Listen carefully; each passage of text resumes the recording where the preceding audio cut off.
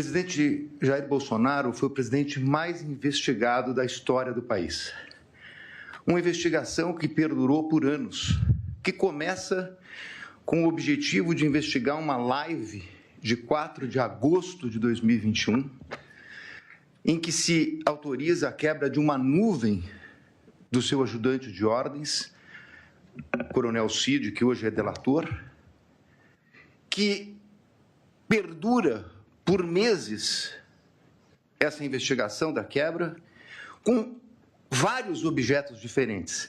Num primeiro momento, verificava-se a live, numa investigação determinada pelo TSE. No segundo momento, investigava-se o cartão corporativo, os gastos do presidente e da então primeira-dama. Depois investigou-se até uma questão de emendas, para se chegar numa questão de vacinas. Portanto, não havia um objeto específico. E por que eu estou tratando disso, senhor presidente? Porque o inquérito das vacinas é a gênese de todo este caso, onde ocorreu a prisão e depois a colaboração do Coronel Cid. E o que se achou, senhor presidente, depois de tudo isso? Que foram determinadas buscas e apreensões, foi feita a quebra de nuvens, o presidente foi investigado, buscas e apreensões. O que se achou com o presidente? Absolutamente nada. E com todo o respeito e com toda a vênia, ilustre Procurador-Geral da República, eu contesto essa questão do documento achado no do Partido Liberal. Há, inclusive, no meu colega Paulo Bueno, uma ata notarial de que ele enviou para o presidente da República aquele documento. Então, esse documento não foi achado. Com o presidente não se achou absolutamente nada. A partir daí, restava a versão do delator, com uma minuta que estava no seu telefone tratando de uma questão de estado de sítio, e mais absolutamente nada. Então, vem a denúncia. E a denúncia é feita, efetivamente, com duas novidades. Porque, com o estado de sítio, e baseado na palavra exclusiva do delator, seria difícil a propositura de uma ação penal. Então, traz-se uma narrativa que vem, efetivamente, do começo de atos de pronunciamentos do presidente da República, pronunciamentos públicos, e depois o 8 de janeiro. Sobre esse primeiro momento, senhor presidente, eu me permito até fazer uma digressão sobre o mérito antes de tratar das preliminares, mas é importante dizer que sobre esse primeiro momento, nós temos efetivamente uma acusação do Procurador-Geral da República de 2 artigos gravíssimos do Código Penal que tratam do golpe, e de golpe contra as instituições democráticas e contra o governo legitimamente eleito. Mas um minutinho só, estamos tratando de uma execução que se iniciou em dezembro de 21, tratando do crime do governo legitimamente eleito. Qual era o governo legitimamente eleito? O dele. Então, esse crime é impossível, com todo respeito. Falar-se em execução de crime contra o governo legitimamente eleito, que era o dele.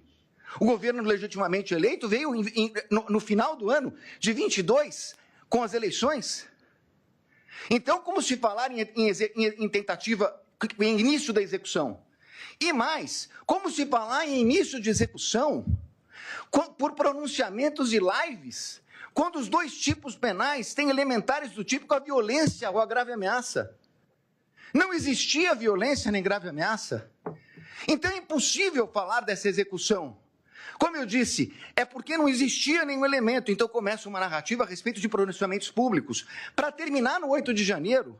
No 8 de janeiro, que nem a Polícia Federal, que utilizou, como lembrou meu colega, mais de 90 vezes a expressão possivelmente, que não havia certeza, nem a Polícia Federal, que se utilizou dessas possibilidades, afirmou a participação dele no 8 de janeiro. Não há um único elemento, nem da delação. Aí me criticam porque eu digo que a delação não vale nada e estou dando... Óbvio, porque nem o delator que o acusou fez qualquer relação dele com o 8 de janeiro. Não há uma única evidência a esse respeito. Portanto, apresentou-se uma denúncia. Com essas 2 circunstâncias, e eu não tenho tempo, senhor presidente, tenho que falar rapidamente, mas essa denúncia, quando veio, o ilustre Procurador-Geral da República liberou 8 PETs no dia da apresentação da denúncia.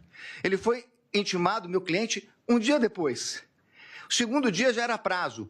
8 petições, 45 mil documentos. Que até agora, senhor presidente, por Deus que está no céu, eu não sei dizer o que tem esses documentos relacionados com a ação penal. Essas 8 petições, eu não consegui verificar sequer relação, são 45 mil documentos. Na verdade, é um quebra-cabeça que foi, na verdade, exposto à defesa. E aí, na sequência, senhor presidente, eu queria tratar de uma preliminar que já meu colega que me antecedeu na tribuna fala da relevância do caso. Não é só a questão da relevância do caso, é a questão da competência. A minha questão principal é que o Supremo Tribunal Federal, na portaria do ministro Barroso, que encaminhou para as turmas das ações originárias, ele faz um destaque a respeito da questão do presidente da República.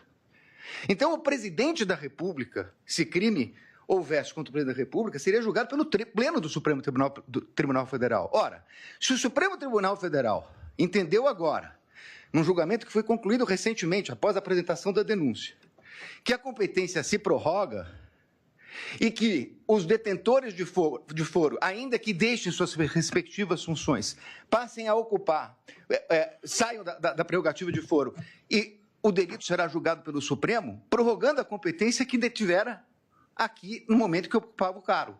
Qual era a competência? Era do pleno, porque ele era presidente da República e chegou a ser investigado como presidente da República. Muito bem. Mas com base nisso, senhor presidente, o que nós temos nessa denúncia?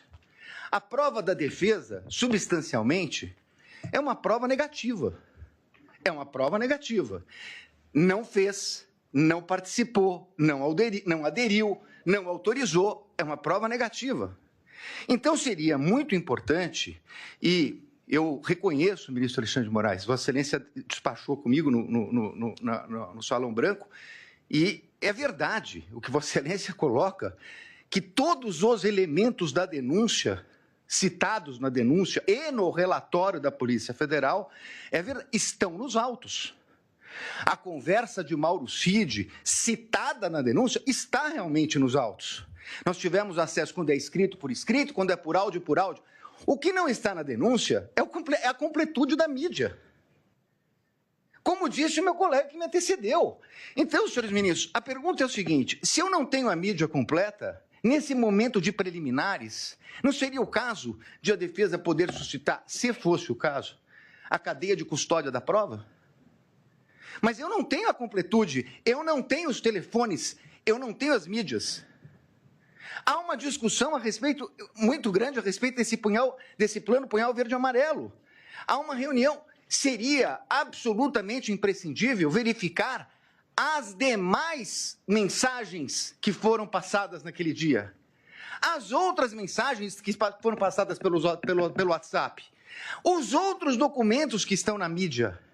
É essa a reclamação da defesa. O que nós temos, e temos tudo que a denúncia citou e tudo que o relatório da Polícia Federal citou, mas esse é o recorte da acusação. Com todo respeito, a defesa tem direito a fazer o seu próprio recorte.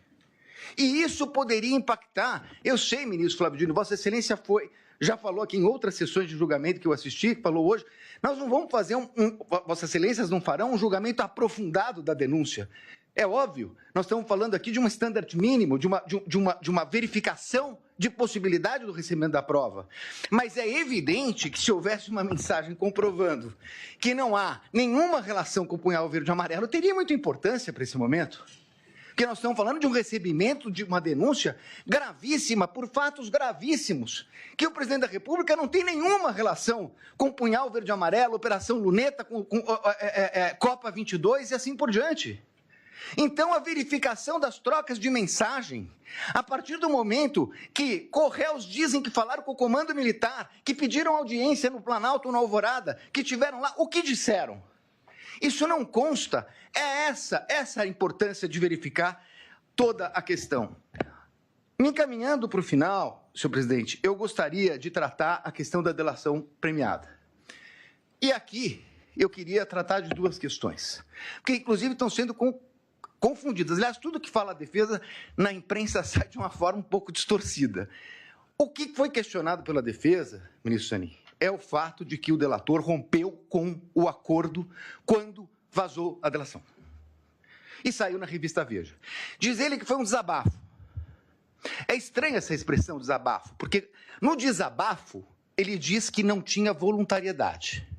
Isso não é um desabafo. Na versão dele atual, isso teria sido uma mentira. Mas vai lá. Falou com o primo, com o irmão, com o cunhado.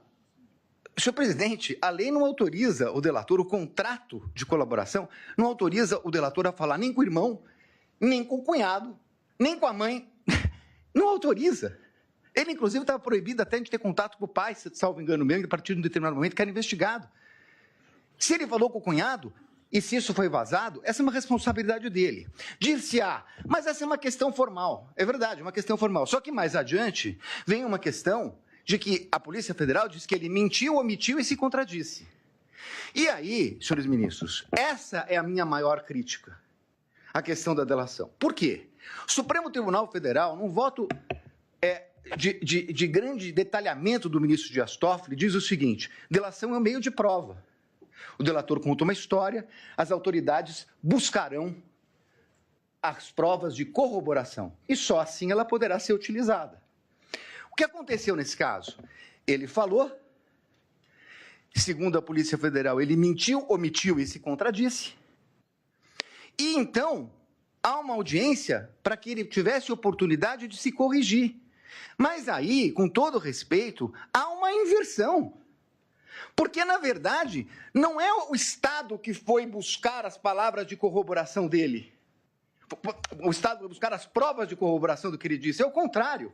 O Estado trouxe indícios e ele se adequa aos indícios trazidos pelo Estado. É completamente o inverso.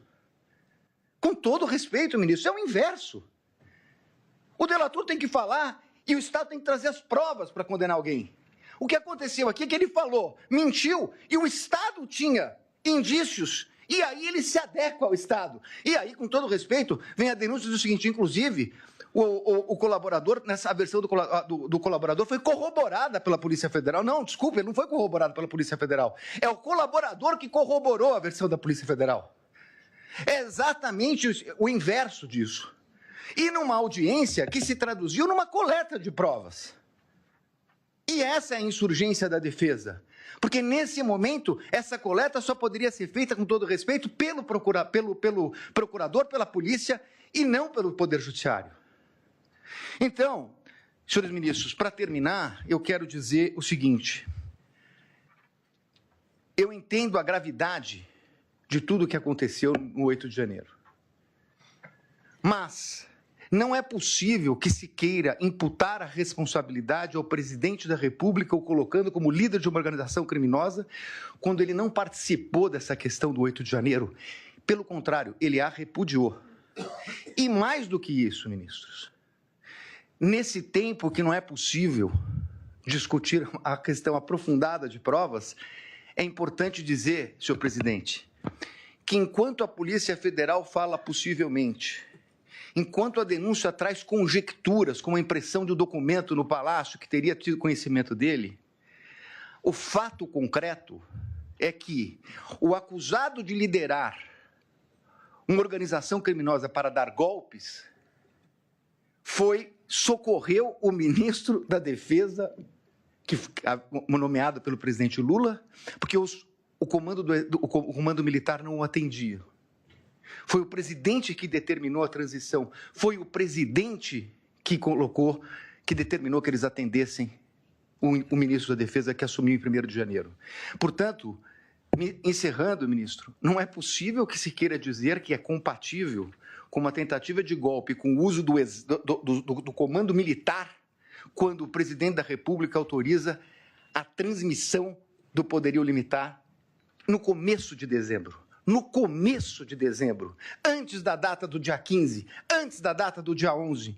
E, portanto, senhores ministros, eu ratifico as nulidades que foram colocadas na minha peça, apreciada por Vossa Excelência, e peço a rejeição da denúncia e agradeço pela atenção. Muito obrigado, senhor presidente.